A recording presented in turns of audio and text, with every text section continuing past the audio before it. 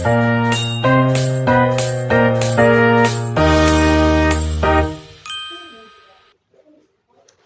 semua, kenalin aku Eka Yudiantari dengan NIM A1C02410015. Aku adalah salah satu mahasiswa dari Universitas Mataram, Fakultas Ekonomi dan Bisnis pada jurusan S1 Akuntansi.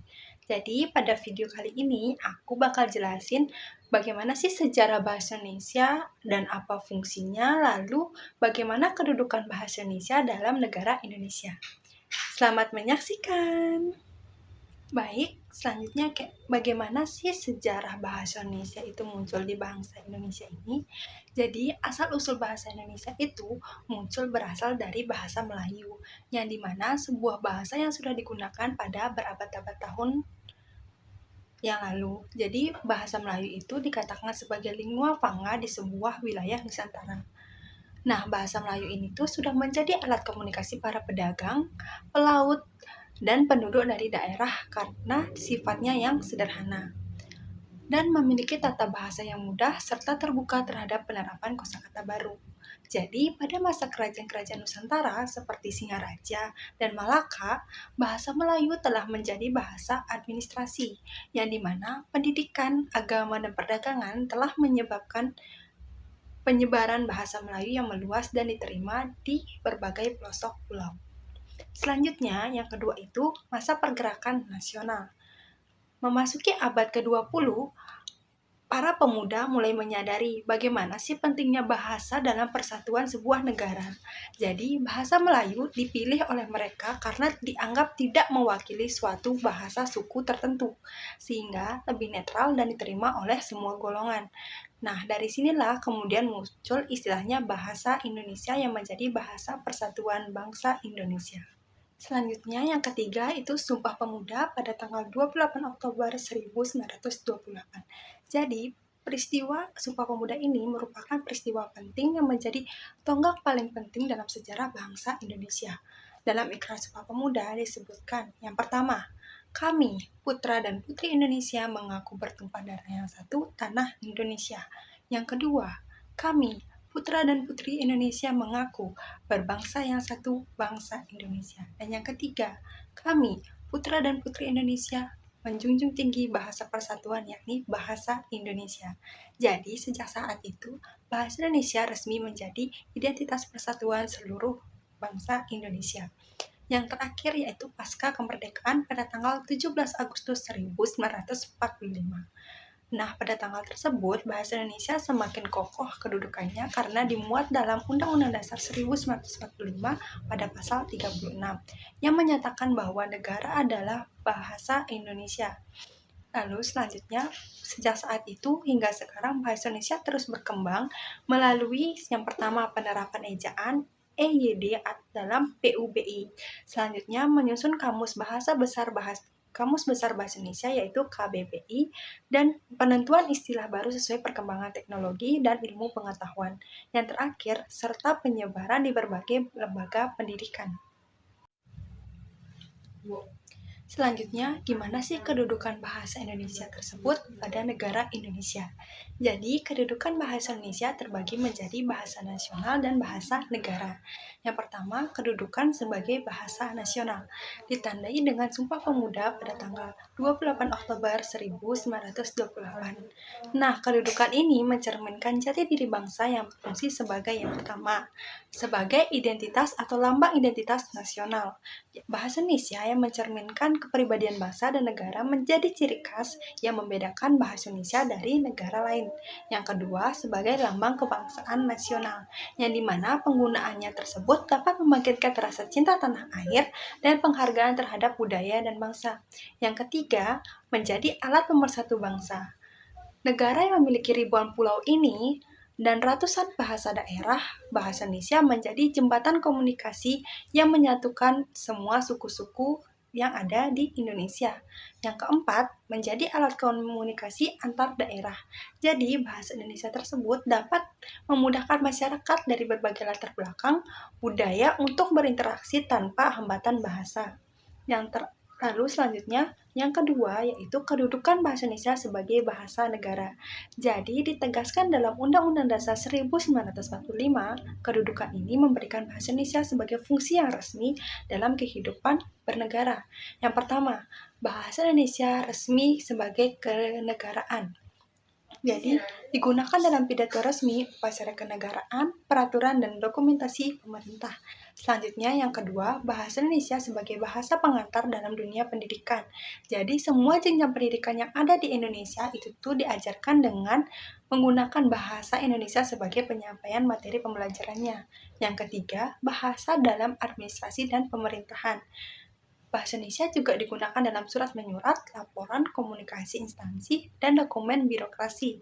Yang keempat, bahasa dalam pengembangan ilmu pengetahuan dan teknologi. Jadi di semua buku ilmiah, skripsi, dan jurnal, serta akademik ditulis dengan menggunakan bahasa Indonesia untuk memperluas pengetahuan di masyarakat. Jadi itu dia kedudukan bahasa Indonesia dalam sebuah negara. Selanjutnya, gimana sih fungsi bahasa Indonesia itu sendiri? Jadi, secara umum bahasa Indonesia itu memiliki beberapa fungsi utama. Yang pertama, sebagai fungsi komunikasi. Nah, bahasa Indonesia digunakan untuk menyampaikan pesan, menyatakan pendapat, dan menjalin interaksi antar individu atau kelompok. Yang kedua, ekspresi diri. Jadi, bahasa Indonesia itu digunakan sebagai sarana untuk mengungkapkan perasaan, pikiran, serta ide, serta kreativitas seseorang, misalnya melalui karya sastra, dialog, dan tulisan pribadi.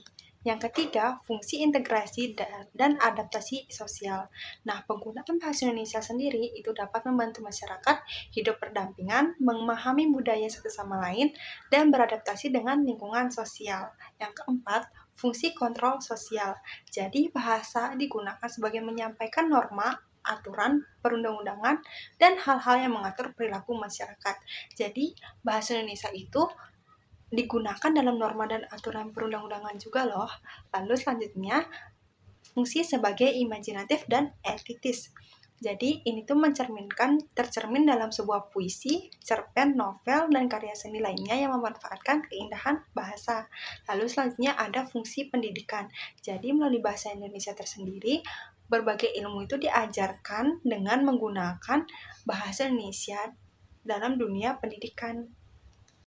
Kalian tahu nggak? Ternyata bahasa Indonesia juga memiliki ragam tahu. Jadi, yuk kita bahas apa aja itu ragam dalam bahasa Indonesia. Jadi yang pertama, ragam bahasa Indonesia itu adalah variasi yang muncul karena perbedaan situasi, tujuan, dan tempat, dan media komunikasi bahasa Indonesia memiliki beberapa varian ragam. Yang pertama, berdasarkan keformalannya. Jadi, ragam bahasa formal itu digunakan dalam situasi resmi seperti rapat, surat dinas, dan karya ilmiah. Lalu selanjutnya ada ragam bahasa semi-formal. Jadi ini digunakan dalam presentasi kelas, seminar mahasiswa, dan percakapan sopan yang tidak terlalu kaku. Lalu selanjutnya ada bahasa informal yang digunakan dalam percakapan sehari-hari, misalnya seperti chat di WA. Lalu selanjutnya yang kedua itu berdasarkan media. Jadi yang pertama itu bahasa lisan.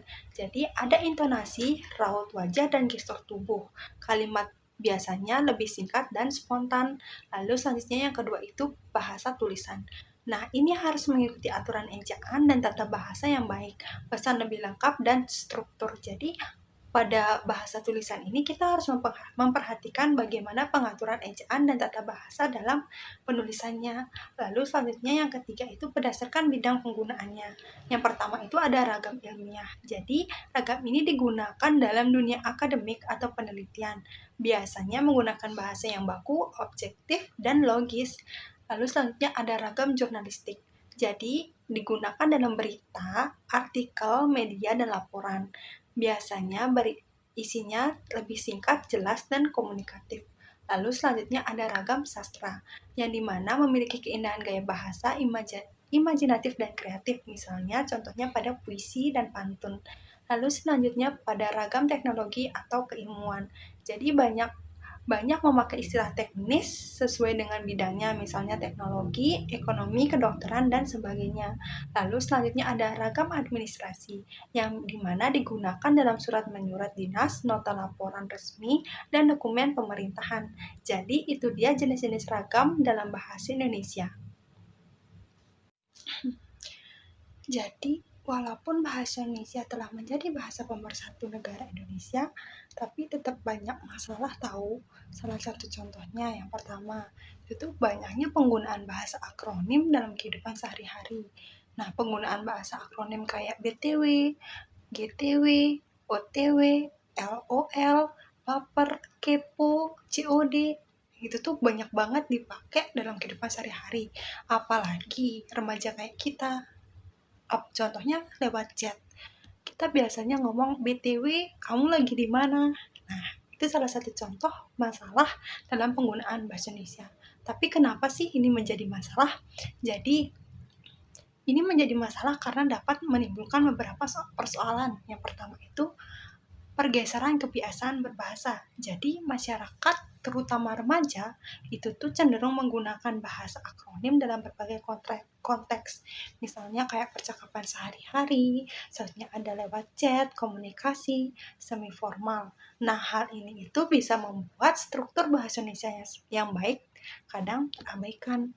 Selanjutnya itu tuh ada potensi salah paham. Jadi karena tidak semua orang paham tentang bahasa akronim, itu tuh bisa menyebabkan salah paham, terutama bagi mereka yang tidak memahami bahasa akronim, misalnya kayak anak kecil, orang tua. Lalu selanjutnya yang ketiga itu penurunan kejelasan dan keterbacaan. Nah, pesan yang terlalu penuh akronim itu tuh bisa menyebabkan pesannya kurang jelas. Apa sih maksud pesan ini? Kayak misalnya FIY, aku OTW bentar lagi, BTW nanti COD ya. Kayak itu tuh mungkin terasa cepat, tetapi makna dan intinya itu tidak tersampaikan. Lalu selanjutnya yang terakhir itu tuh pengaruh terhadap bahasa baku. Jadi penggunaan akronim yang terlalu banyak itu tuh dapat membuat orang tidak menggunakan bahasa baku dalam penulisan yang formal atau tugas sekolah. Selanjutnya, apa sih dampak yang disebabkan jika kita menggunakan bahasa akronim yang berlebihan? Jadi, itu tuh dapat memundurkan penggunaan bahasa baku. Jadi, masyarakat, khususnya anak muda, itu tuh bakal lebih cenderung menggunakan bahasa yang akronim, yang berbahasa singkat. Nah, sehingga norma kebiasaan itu tuh bisa terabaikan. Selanjutnya itu tuh bisa mengurangi kecakapan dalam berbahasa. Nah, remaja yang terbiasa dengan menggunakan akronim atau singkatan itu tuh sulit untuk membuat tulisan yang formal. Lalu selanjutnya itu miskomunikasi lintas generasi. Nah, kebanyakan yang menggunakan bahasa akronim itu kan anak muda. Nah, sedangkan orang tua yang jarang mendengar bahasa akronim itu tuh sulit memahami apa maksud dari pesan itu. Lalu selanjutnya yaitu menghilangkan kejelasan pesan.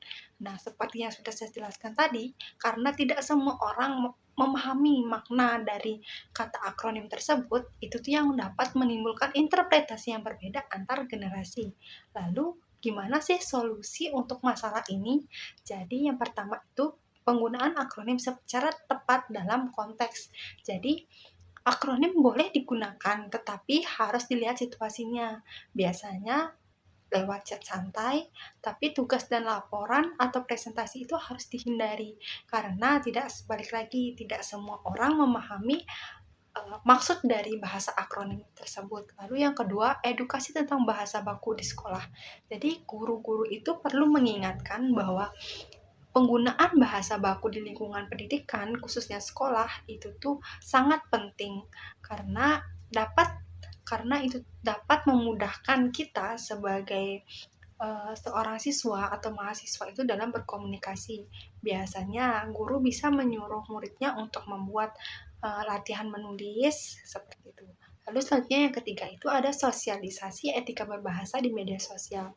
Ini juga termasuk ada solusi yang sangat penting karena dengan men-share informasi mengenai akronim boleh, tetapi tidak men-share informasi boleh, tetapi harus menggunakan bahasa yang baku dan sopan, dan menghindari penggunaan bahasa akronim. Lalu selanjutnya itu yang keempat itu menyisipkan penjelasan jika lawan bicara tidak paham. Jadi kalau dalam percakapan dengan orang tua yang tidak mengetahui maksud dari kata akronim atau penggunaan kata-kata akronim tersebut, boleh diberikan penjelasan bahwa kayak, oh ibu ini loh artinya, semisalkan kita nanya, ibu aku OTW ya ke kampus. Nah kalau orang tuanya tidak mengerti apa maksudnya OTW, mungkin bisa dijelaskan OTW itu artinya on the way, yang berarti dalam perjalanan. Lalu selanjutnya yang kelima itu membiasakan menulis lengkap dalam situasi formal dan membuat kebiasaan menggunakan bahasa lengkap. Misalnya seperti email kerja, surat resmi, laporan, dan tugas kampus. Lalu yang terakhir, meningkatkan kesadaran individu. Jadi kita sebagai generasi muda khususnya, sebagai pengguna media sosial juga harus sadar bahwa bahasa itu adalah bukan hanya alat komunikasi, tapi juga mencerminkan bagaimana sikap dan kecerdasan kita dalam menggunakan bahasa. Jadi, ketika kita ingin menggunakan kata akronim atau bahasa akronim, kita boleh menggunakannya, tetapi kita harus tahu di mana dan kapan kita menggunakan bahasa tersebut. Gitu. Jadi, itu dia beberapa solusi dari masalah keseringan penggunaan bahasa akronim dalam kehidupan sehari-hari. Jadi, gimana nih teman-teman materi kali ini? Apakah menyenangkan? Semoga materi yang saya sampaikan bermanfaat ya, dan dapat menambah pengetahuan teman-teman semua. Terima kasih, dadah.